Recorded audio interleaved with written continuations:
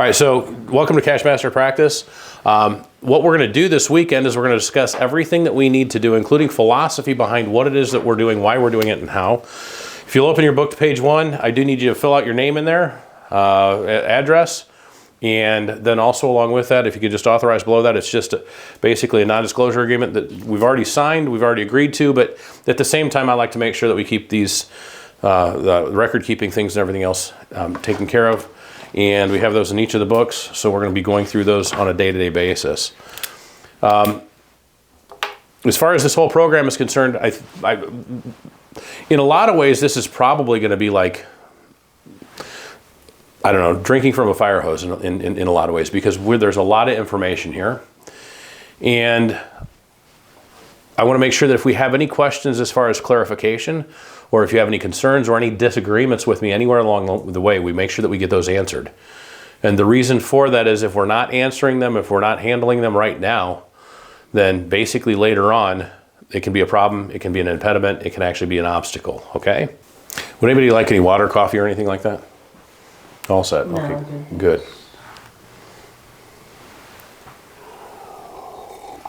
You can also toast you up a bagel anytime you want. Got it all? If you guys can just tear those out and we'll get those, Michael will get those around for you.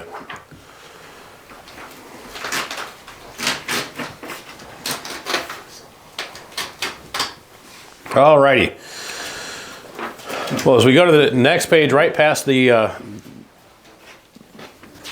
table of contents, one of my favorite quotes that we have, and we got this in all the rooms in the office here, but it is a Vince Lombardi quote, and that's that most people give up just when they're about to achieve their success.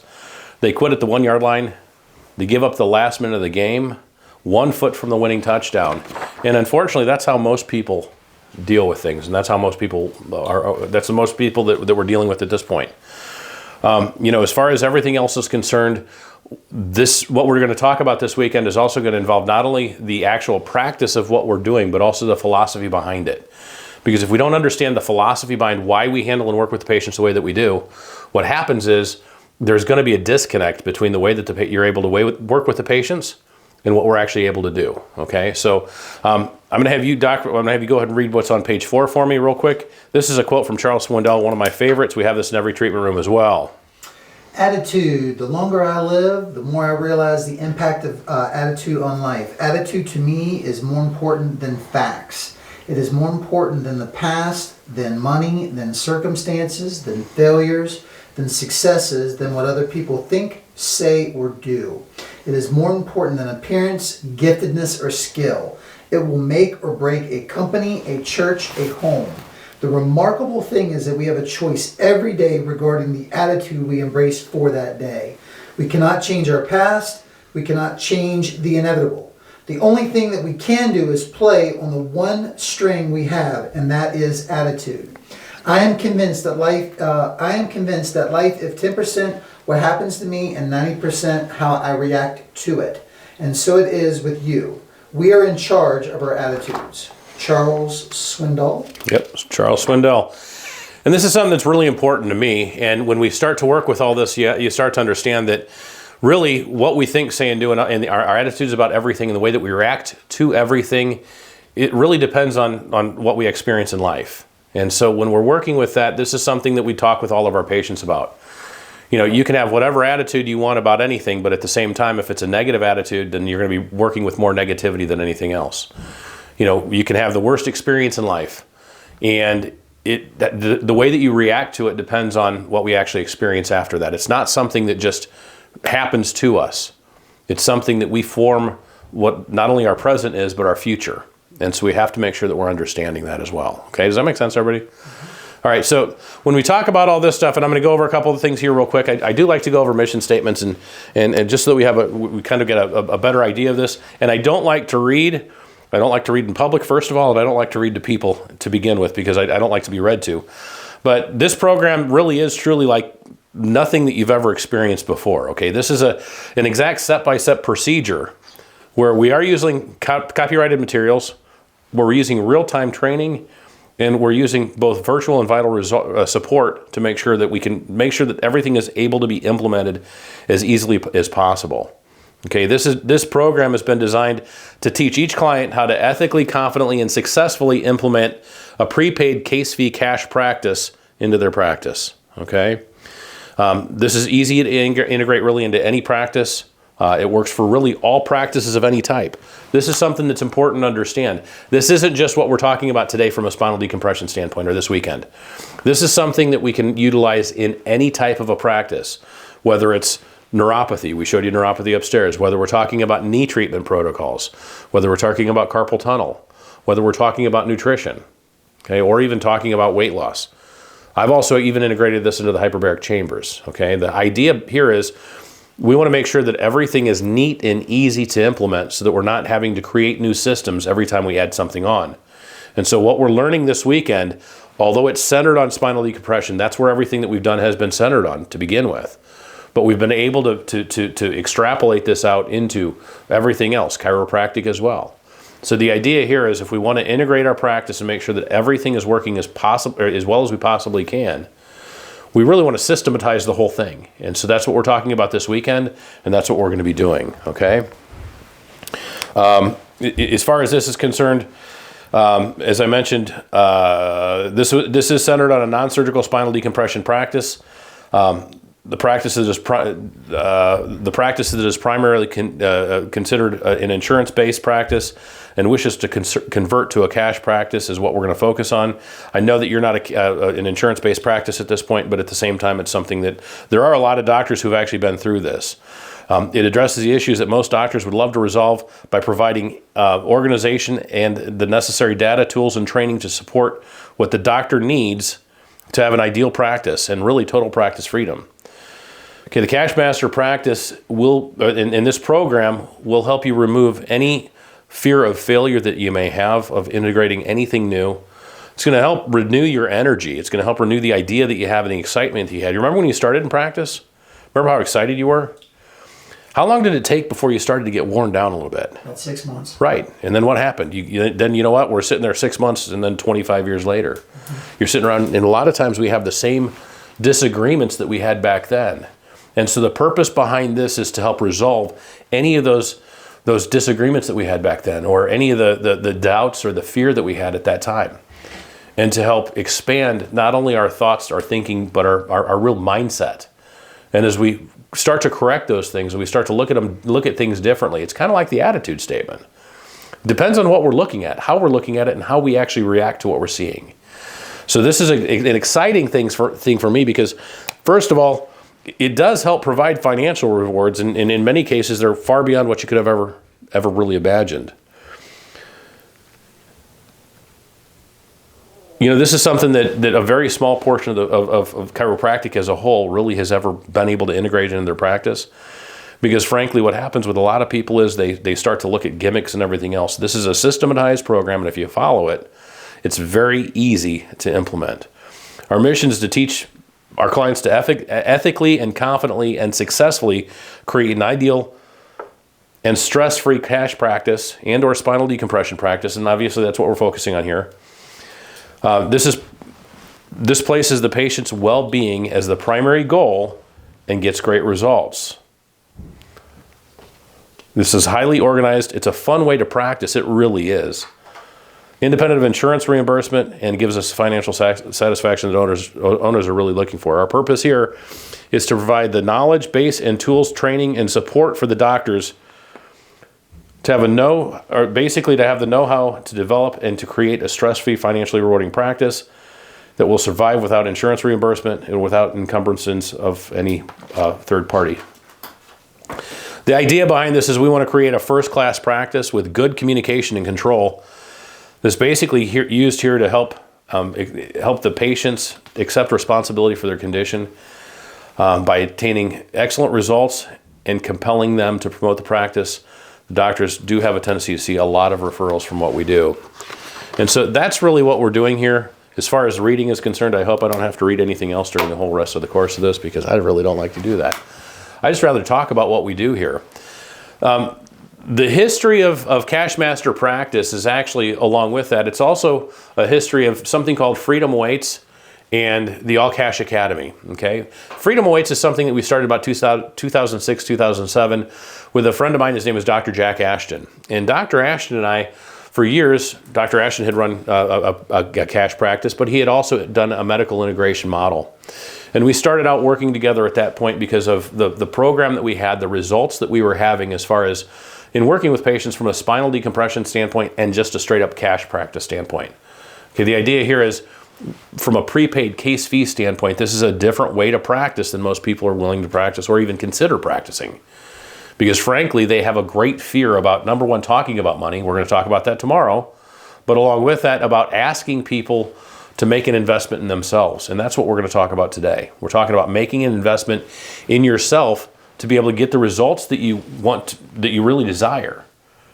Because I truly believe that you can be, do, and have anything that you want as long as you're willing to actually really invest in it and pay for it, okay? So what happened then is we moved from the Freedom Weights as Dr. Ashton moved on, and we moved it to more of a cash, or the All Cash Academy or Bush Cash Academy.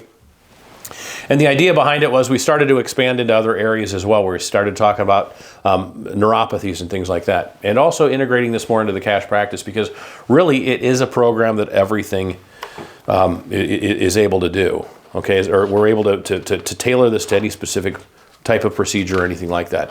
So the idea really behind all this is we want to make sure that we make practice as easy as we possibly can so that we can get the best success we can for our patients, for the doctors, okay, and for our practice as a whole. Because really when it comes to this, when I look at my office isn't just me and my wife, or my wife and me. My wife is all the different staff members that we have, okay? It's all their families as well. So what we're doing is we're providing for a large group of people. We have to have great results with the patients, so if we don't, we're never going to survive, right? So we want to make sure that we're focusing on that. We want to make sure that not only our outcomes are a big focus, but also our reputations. We want to make sure that our staff is also promoting our reputation. We want to make sure that the doctor is actually the person that we need to know. Very often we have patients come into my office after they've been pretty much everywhere. You know, they say, I went to see my regular chiropractor, and you know what? I just realized it was finally time for me to do something a little bit different. Okay, so I wanted to come and see somebody who's not a regular chiropractor. And that's what we are here. That's the way I look at things. I don't necessarily have anything against all the rest of the chiropractic profession. In fact, I love it. I love what we do to help people avoid medications and needless and unnecessary surgeries. That's what I've dedicated my life to, helping people avoid needless and unnecessary medications and needless and unnecessary surgeries. So that's what I've dedicated myself to, and that's what my practice has been dedicated to over the course of the last 27 years. So in 1996, 27 years ago, we opened the doors here with about 1,500 square feet, which is the chiropractic end of the building I just showed you. We started from scratch. We didn't have any new patients at all. We didn't have any patients to speak of at all, okay?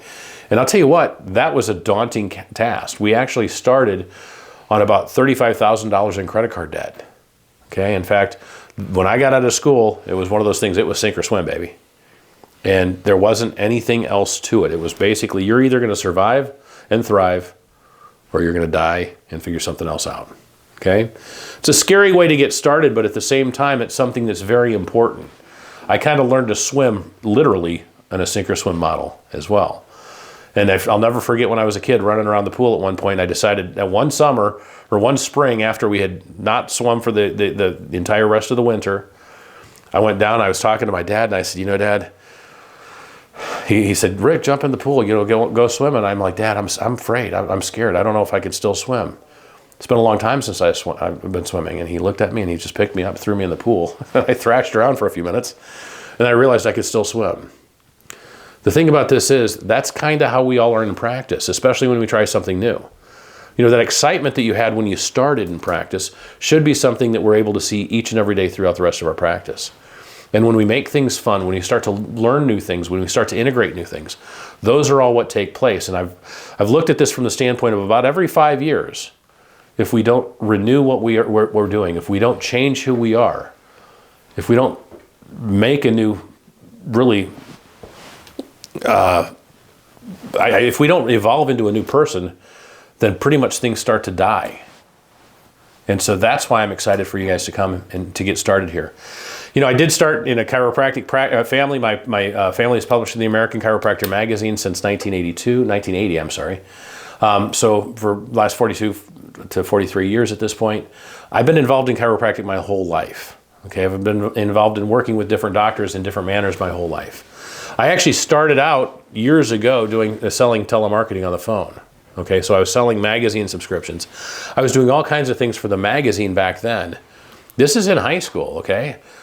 I don't know if you've ever done any cold calling or not, but I'll tell you what, it's kind of a pain. It's very scary, isn't it? Okay, when we started in practice, again, we started from scratch, and there was a point in time where, we were struggling.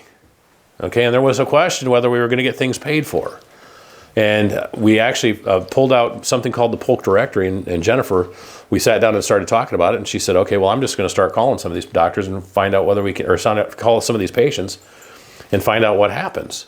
So she started cold calling people on Sunday mornings, where she was actually calling them, asking them what kind of problems that they had physically or whatever, emotionally, whatever, if they had headaches, anything like that. She'd sit down and she'd ask them questions about how they were doing, whether they had any physical ailments. What was amazing to this was we actually had patients start to come into our office that became longtime patients over the years as a result of that. Now, the telemarketing rules are a little bit different now, so we have to, we can't really do that the same way that we used to. But the idea behind that is when you start to believe in what you're doing and you start to realize that you're willing to do anything that you need to succeed, that's the mindset that I've had all the way through my practice for the last 27 years. And that's the mindset that I hope that we're going to be able to deliver to you all during the course of this next couple of days. The idea from that was then shortly thereafter, we got our first spinal decompression table, it was DRS system. It's actually still upstairs. We still have one of those, or two of those, I think. As far as treatment was concerned, as we started to integrate this, the first time I ever had a spinal decompression table in my office, it was kind of interesting because we had a book, not unlike that one over there, but it was a big 3-ring binder full of different scripting and that type of thing and treatment procedures for something that nobody really knew how to do. Okay, it was kind of funny. We started out with one of the first 10 of these types of tables in the United States. But the idea behind it was not necessarily tried or true, and nobody knew how to put together a treatment plan for it based on getting a patient to actually pay for care and then get well.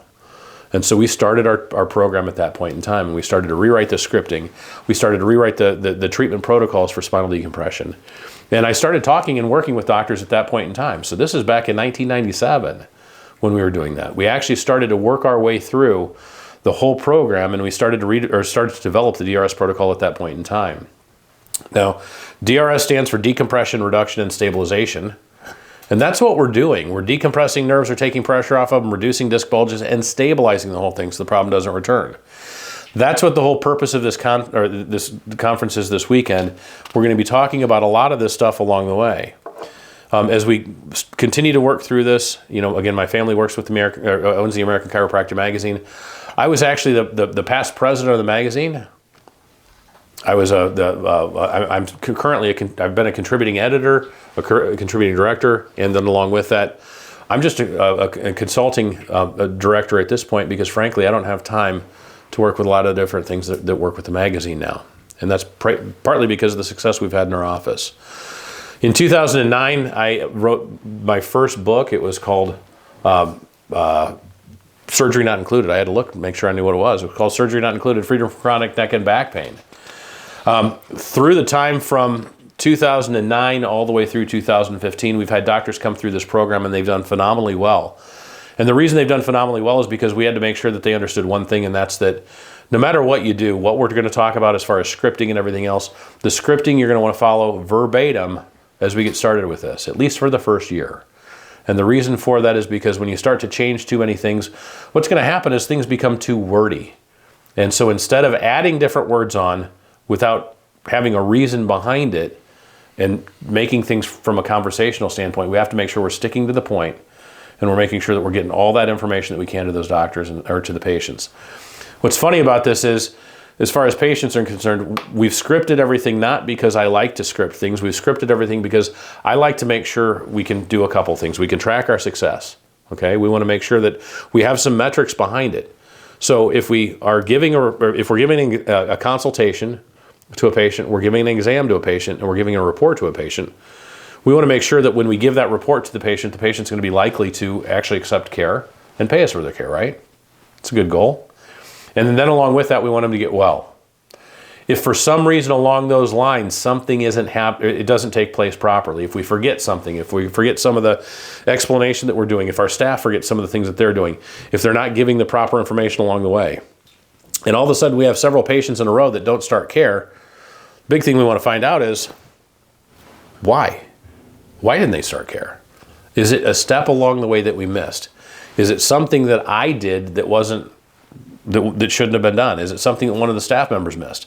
I always look at myself for this stuff to begin with, because it's important to make sure that we look at what I think is kind of the root cause for everything. Okay, and so the idea behind this is we want to make sure that we have consistency and reproducibility, and that we can actually track the progress that we're making along the way. You know, it's funny, I talk to people and doctors all the time that have tried a lot of different programs. And one of the things that I hear from them is that, you know, it's very difficult to consistently close or start new patients because they have all kinds of different questions, or they have all kinds of different ideas. And there are a whole bunch of people. You can do that in your area, but you can't do that here. The people here are different than they are where you live. Okay? The funny thing I've found is people are the same everywhere. They really are. They all have the same questions. They all have the same concerns. Okay? And they all have, for the most part, the same attitudes. But sometimes we have to change what we're doing along the way to make sure that we're actually able to change the way that those patients are actually approaching things. Okay, so as we go through all this, as I mentioned, this is kind of like trying to take a drink from a fire hose. So we're going to get into a lot more things here as we go. As I mentioned, though, so we're in 27 years of practice at this point. We've added different things to our practice over the years, and we've added it successfully. And what I consider successful is, first of all, when we attract the patients in to the office, and that's through different marketing things, and through different marketing, and it's also through not only just overt marketing, whether it's radio, TV, tabloid advertising, marketing on the internet, but it also involves reputation building.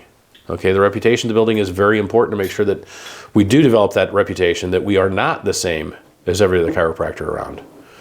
The reason we talk about the DRS protocol is because we want to make sure that those doctors or that those other people that are around that may think that we have just spinal decompression, which a lot of people talk about, and we're going to talk about spinal decompression tomorrow in depth, but we're not doing the same thing that they're doing. Okay, we're not just putting a patient on a table and walking away. We want to become and want to make sure that we're an expert in what we do. So with all that being said, I want to talk about a couple of things today, and one of the big things we want to talk about is comfort zones. And if you guys want to change, you can change to page 12 here. But we're going to talk about comfort zones, okay? Does anybody know what a comfort zone is? Okay, comfort zones are those places that we feel very comfortable about life in general.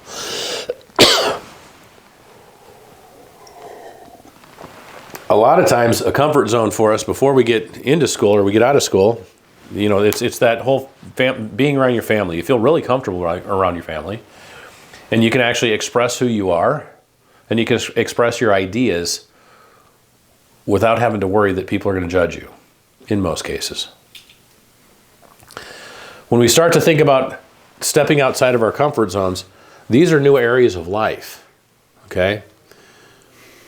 If you think about it from this standpoint, and you know, over the years we've listened to a lot of different types of motivational speaking. I've listened to literally everybody. I have an iPod at home that's got, I think about, I don't know how many gigabytes of this stuff on it, but we've listened to that over the years, okay? And that used to be, you'd have these tall stacks of CDs or DVDs and everything else that you'd listen to.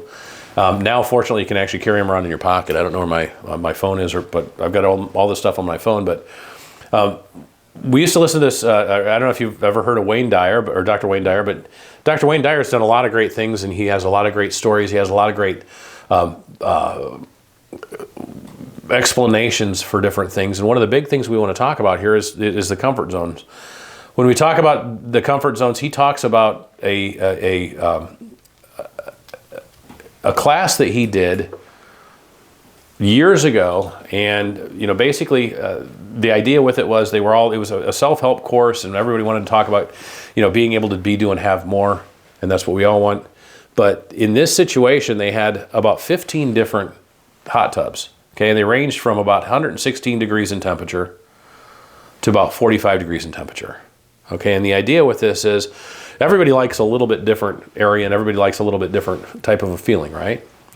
And the interesting thing about it was, out of all these people that were in this conference, the funny thing is most of them all ended up in the hot tubs between about 90 and 105 degrees. Okay, so all these other hot tubs weren't being used. And the whole purpose behind this is when you start to look at those areas outside of what you're actually feeling comfortable with, for us to start to experience new things and start to look at life differently, we have to be willing to actually get into one of those other hot tubs, whether it's really cold or really hot or somewhere in between. But we have to be willing to experience all this stuff. It's kind of funny when we start looking at different types of practices, we start dealing with different types of ideas. I know that was stepping outside of your comfort zone to first of all even call us, but then along with that, when we started talking about some of the different obstacles that might be present for you to start to implement not only a prepaid case fee practice, but also dealing with things like spinal decompression. When we start looking at all those different things, there are all these different obstacles that we have to worry about, all these different things that we're uncomfortable with. Those things that we're uncomfortable with in many cases are, the reason we're uncomfortable with them is we just don't know. If you don't know what you don't know, it's really hard to make a decision, right? And when you're concerned about the things that you don't know, it makes it even that much harder. And so when we start to look at all this, and we start to understand that sometimes you're going to spend time really in one of the really hot whirlpools, and sometimes you may spend some time in the really cold whirlpools. But the only way to grow in life, the only way to expand in all of this stuff, is to make sure that you're actually willing to experience something different than what you've been doing. When we talk about insanity, some people say that insanity is doing the same thing over and over and over again and experiencing a different conclusion or a different ending.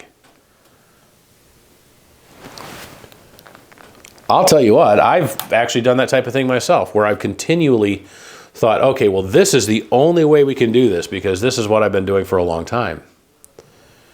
And until you're actually willing to step outside of that and start to look at things from a different perspective, what happens is you're going to experience the same thing.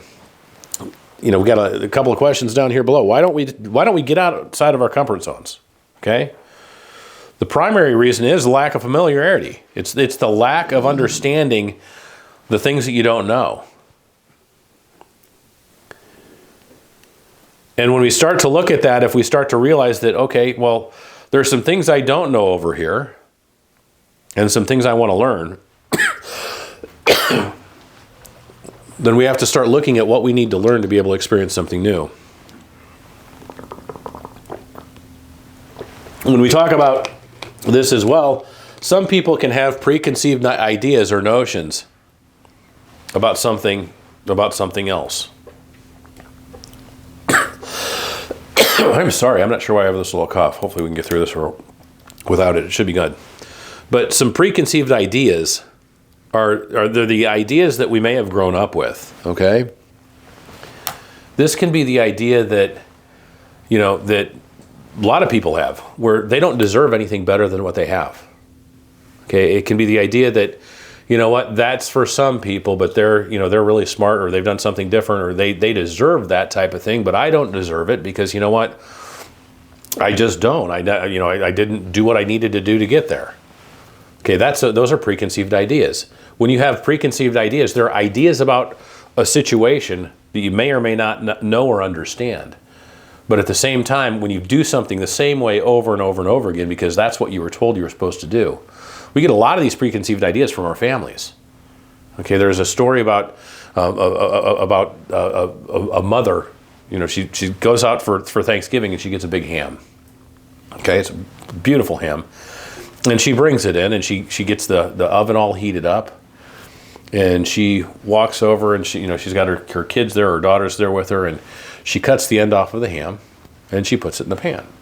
Then she gets everything all warmed up and everything else. She sticks it in the oven, and her daughter says, "Hey, Mom, why do you cut the end off of that ham?" And her mom says, "Well, I've always cut the end off the ham."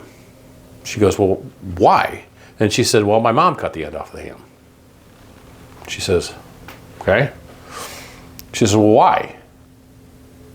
She says, "Well, my mom's mom cut the end off of the ham." And she said, "Well, why? I understand that, but why? Why do you cut the end off of the ham? Does it change anything? Does it change the taste? Does it change the flavor? Does it change the way that it cooks?" And she says, "You know what? I don't know. I'm going to have to ask my mom." So she gives her mom a call, and she says, "Mom, why exactly do we cut the end off of the ham?" And she says, "Well, I do it kind of because my mom did it, but she did it because her pan was always too small for the ham. So she had to cut the end off of it to make it fit." And the idea there is when we start to realize that we're doing things more or less out of rote because it's something that we learned a long time ago from our parents, or maybe we learned in school, okay, or maybe we learned from some friends of ours, or maybe we learned from just being around other people. When we start to do things or continually do things the same, but we don't ask why we're doing them the same, or why we're doing what we're doing, what happens is it can create a whole bunch of other problems along with that. Okay, and so what happens is it causes you to not only remain in a comfort zone, but also remain in a rut. Now, you know what a rut is, don't you? Well, my dad used to define a rut as a grave with two open ends. And the funny thing about it is, that's a problem that we all have. You can get into a rut no matter who you are, what you do, or what you're doing. We all get into ruts, whether it's in our practice or whether it's with our families, whether it's with our friends. You know, we have a group of friends that are all doing the same thing over and over and over again, but nobody's actually expanding beyond what they've been doing in the past. Hey, Mike, would you have Jennifer get me some lozenge or something like that for my throat so I can stop coughing? All right. Something else that causes this is the fear to change. You get into a rut and you keep doing the same thing over and over and over again. And again, I think it's very well defined as a grave with two open ends. But then we start having fear about changing things. As we get into that fear, as we start to allow that stuff to manifest, we actually become afraid to do anything different. Okay, and what is fear? It's false evidence appearing real. Okay? So when we look at things from a fear standpoint, what happens is we're taking in things that don't really necessarily make any sense, or they're not true. And they're things that we've learned over time, and we've thought that that was the best thing to do, but now we're afraid to make any changes because you're afraid of the consequences later on as well.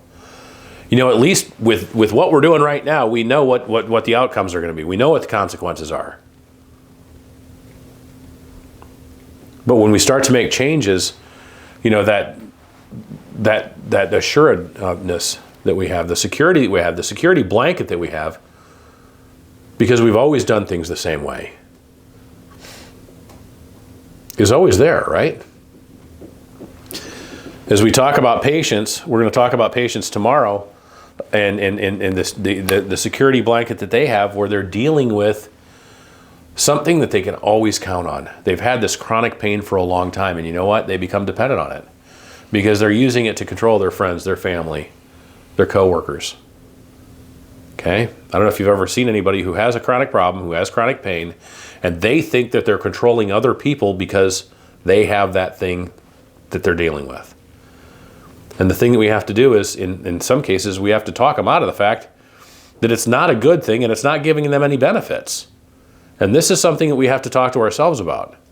We have to be very nice to ourselves about as well. And about the fact that, you know what, this is maybe something that we should have done a long, long time ago. But we had that fear. We had that comfort zone that we always felt comfortable about. And we had the fear of change. We had lack of familiarity with what we were going to be changing to. And then we had the concerns that we may have had about the consequences of making any changes. Okay, and so we have those consequences that we have to deal with. All right, along with that, we've got complacency. Okay?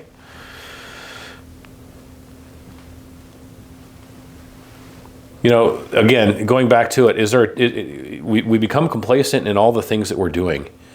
Is it something that our lives can change? Is it easier for us just to do what we've been doing because we've always done it the same way? You know, it was easier for that lady to keep cutting the end off of her ham than it was to call her mother and find out what exactly the deal was or what we were going to do with it.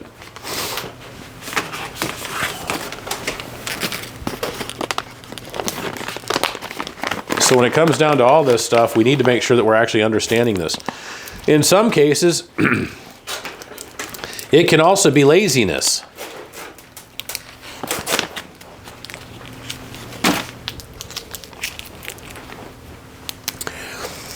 You know, a lot of times it's easier for us to keep doing the same thing over and over and over again than it is to actually expend the effort that we need to change what outcomes we want to receive.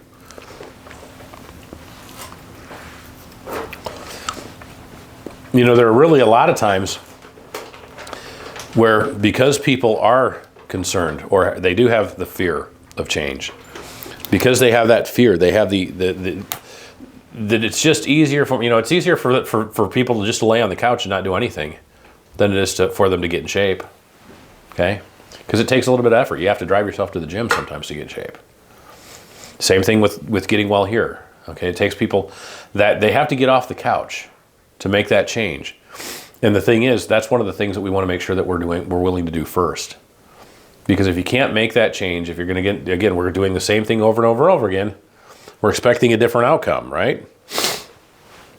It may be that you don't have anybody to emulate. Okay, you don't have any idea of what it could be like or what it actually looks like. This is one of the hardest things for most people to understand. When you're doing the same thing over and over and over again, you're getting the same results, or you're actually having the same lack of success, but you've somehow justified it in your mind, what happens is that becomes normal. The problem is we want to get outside of normal right now. We want to start a new paradigm. And to start a new paradigm, we have to make sure that we're making new decisions, right? So we need to make sure that we can actually see different ideas as far as what we're going to emulate, what we're going to do. And that's one of the reasons that this program is so important. Okay, we can show you the success we've had. You can actually see the success we've had with our patients. One of the reasons that we do this here in my office is because I've been to some seminars in the past where people are telling me this is what I do in my practice, and I know that they haven't practiced in 20 years. They may have never practiced the way that they're telling me that they're practicing. But that's why we do this here in a real-time setting, a real-time fashion, because you can actually see it happen. It may be that you don't have anybody to walk this journey with or to take the journey with. Okay, is it a situation where you're doing it alone? I'll tell you what, sometimes, you know, even I, at some points in time, you know, I get to the point where I'm like, you know what? It's kind of hard pulling this cart along on my own. But the thing is, I'm not. I've got my staff doing it. My wife is doing it with me. Okay? We're also working with that as well. And so we're going to help guide you guys through the different transitions. That's why we're here, and that's why we're doing all this stuff. And that's why the support that we've got along with this is important. And so when it comes to all this stuff, if you have any questions along the line, please make sure you ask. I'm excited for everybody. I think we've got a lot of information here. We're going to go over an awful lot, and we're just going to get started right now. What we're going to go over today mostly is we're going to talk about the philosophy behind what we do and why. We're going to talk about why a cash practice is important and why it's important to make sure that the patients do make a tangible investment in themselves.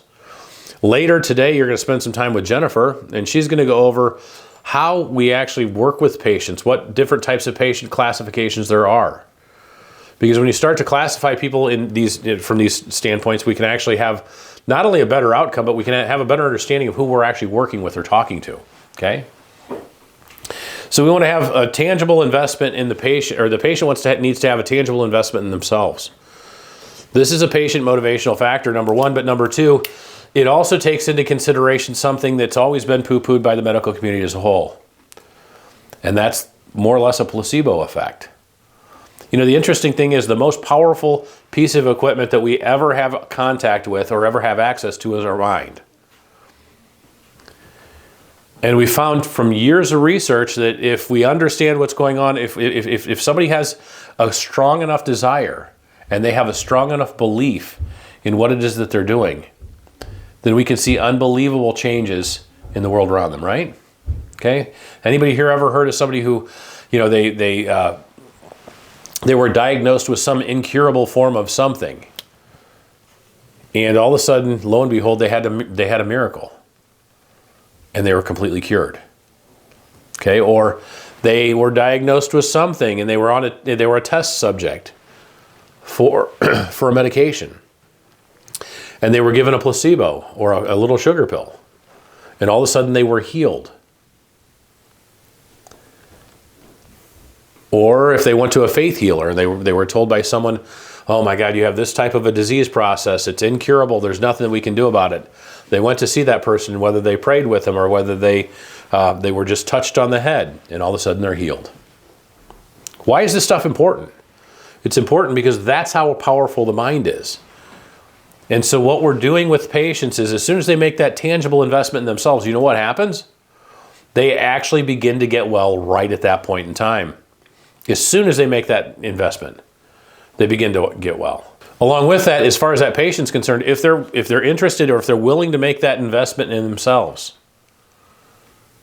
you know where compliance goes? Compliance goes through the roof. They make their appointments, okay? They do their exercises, and if we have them doing things outside the office, they're going to do those as well.